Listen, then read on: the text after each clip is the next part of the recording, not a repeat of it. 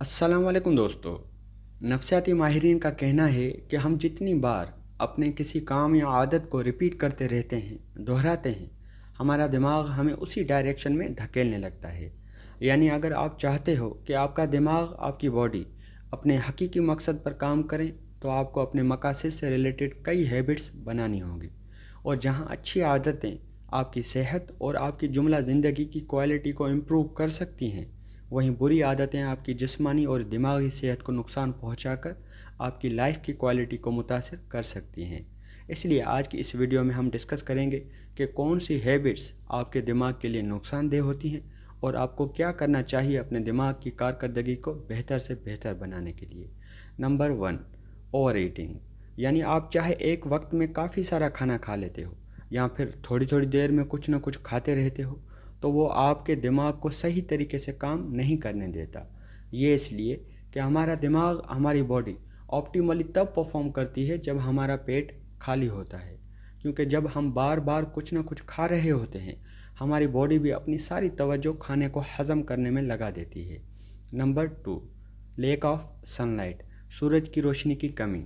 ये आजकल बहुत आम हो गया है कि लोग कई दिनों या घंटों तक अपने रूम्स या ऑफिस से बाहर ही नहीं निकलते। इसलिए आप कोशिश करें रोज़ाना कुछ न कुछ वक्त नेचर के साथ ज़रूर गुजारें। Number 3, sleeping late at night. देर से सोना। यह प्रॉब्लम सिर्फ आजकल के यूथ में ही नहीं बल्कि हर एज ग्रुप में कॉमन है, क्योंकि जब सोने का वक्त होता है तब हम अपना सोशल मीडिया चेक कर रहे होते हैं। ये एक ऐसी आदत है जो हमारी बॉडी को नेचुरल रिदम से बाहर लेकर आती है। इसलिए सोने का आइडियल वक्त रात के 10 बजे से लेकर सुबह के 6 बजे तक। इसके साथ ही अगर आप 7 से 8 घंटे से कम सोते हो तो आपको बहुत ज़्यादा हार्मोनल प्रॉब्लम्स हो सकती हैं। Number 4, lack of exercise. क्योंकि एक्सरसाइज के बिना हमारे दिमाग का नई मेमोरी स्टोर करने वाला पार्ट कमज़ोर हो जाता है, और अगर आप महीनों या सालों तक अपनी बॉडी को मूवमेंट नहीं देते जितनी उसे ज़रूरत है, तो उसके बाद आप चाहे जितनी भी एक्सरसाइज कर लो, आप अपने दिमाग को उसकी ओरिजिनल कैफियत में नहीं ला पाओगे। Number 5, too much stress. यानी आप अपने काम, पढ़ाई, पैसा, रिलेशनशिप, किसी भी वजह से आप ज़्यादा टेंशन लेते हो, वो आपकी पूरी बॉडी और ब्रेन के लिए बहुत ज़्यादा ख़तरनाक होता है। इसलिए हमेशा अपने डिसीजन को, अपनी लाइफ को कुछ इस तरह से ऑर्गेनाइज करें कि आपका स्ट्रेस कम से कम रहे। नंबर 6, टू मच वाटर और टू मच लिटिल वाटर। क्योंकि ज़रूरत से ज़्यादा पानी हमारे दिमाग में स्वेलिंग क्रिएट कर सकता है, पर ज़रूरत से कम पानी हमारे दिमाग के मसाइल हल करने वाली कैफियत को कम कर सकता है। इसलिए पूरे दिन में थोड़ा थोड़ा करके पानी पीना हमारे दिमाग को हेल्दी रखने का बेहतरीन तरीका है। Number 7, under utilization of brain. आपने शायद ये मिसाल सुना हो कि हमारा दिमाग भी एक मसल की तरह होता है।